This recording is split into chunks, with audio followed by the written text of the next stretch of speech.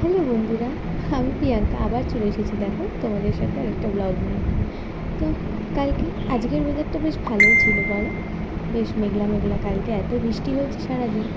আর রান্নাবাড়িতে চলছে, তো রান্না করতে করতে খুব গরম লাগে আমার। আলুটা একটু সেদ্ধ করে নিই, কারণ বাবা তো আলু খান না বেশি, যেহেতু আমার সুগার আছে তাই। আর এই যে আলুগুলোকে তেলের মধ্যে দিয়ে দিলাম। আলু আর ঝিঙে দিয়ে পাতলা করে পোনা মাছের ঝোল করেছি, আর উচ্ছে ভাজা করেছিলাম। এই যে মাছগুলো আমার ভাজা হয়ে গেছে। সবজি বাজারও এসে গেছিলো, তাই তোমাদেরকে একটু দেখালাম।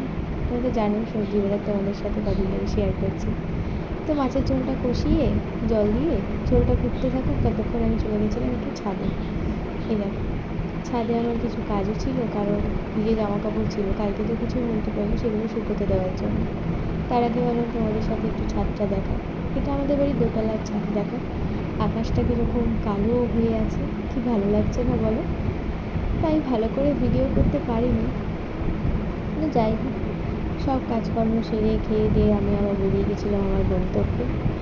আর যেতে যেতে এই পথটা দিয়ে রোজই আমি যাই, আর তোমাদেরকেও আমি দেখাই যে আমি কোথা থেকে যাচ্ছি।